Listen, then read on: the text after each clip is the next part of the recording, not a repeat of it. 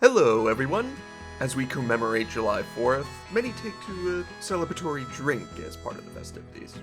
Alcohol, unsurprisingly, played a major role in the birth of the American Revolution.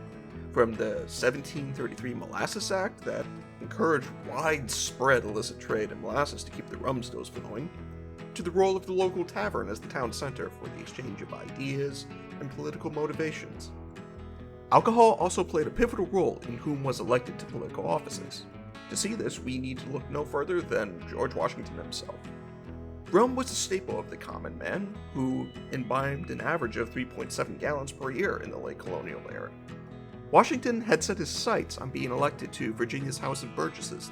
It was a tradition in Virginia to offer boozy refreshments to the voters. However, Washington was reluctant to engage in such practices, finding them distasteful and preferred to sway people through his own merits.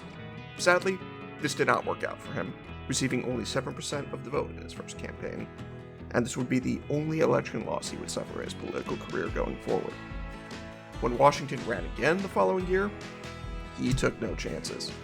At one campaign event, he provided 28 gallons of rum, 50 gallons of rum punch, 34 gallons of wine, 46 gallons of beer, and just for good measure, 2 gallons of cider. Despite his generosity with the drink, he had still expressed concerns to his campaign manager that he had not provided sufficient libation. Nonetheless, he handily won, and learned well the positive motivation a good drink had on the morale of his fellow man. During the Revolutionary War, Washington provided his troops with a ration of rum as a reward for surviving the winter in Valley Forge. He continued offering drinks such as Madeira wine, whiskey, and rum at many of his official campaign events.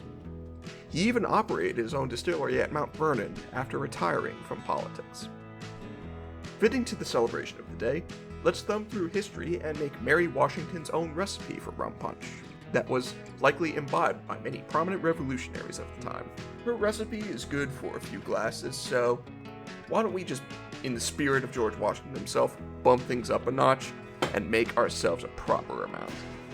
To start, we're gonna quarter a dozen lemons and 6 oranges. We're gonna add this to a large pot, along with 4 teaspoons of nutmeg, 20 sticks of cinnamon, and 36 cloves. We're gonna mash these ingredients together. To that, we're gonna add 4 cups of lemon juice, 4 cups of orange juice, and 4 cups of simple syrup. Add 12 cups of boiling water. We're gonna stir this all together, and then let it steep for about 8 to 10 minutes. Once that's done, we're going to add 3 cups of white rum, 3 cups of dark rum, and 3 cups of orange curacao. Stir that stuff together, strain out the solids and the spices, and we are set. As instructed, this is enough to properly fill a 2.5 to 3 gallon punch bowl. To serve, we're going to ladle this into glasses with ice and an orange wheel. And there we go, a festive drink with a very novel tie to the very history of the holiday itself. And finally, I got to actually make an alcoholic drink on this channel. It's long overdue. I hope you enjoy your July 4th, celebrate responsibly, and find your way back here at the Hungry Shark Tavern.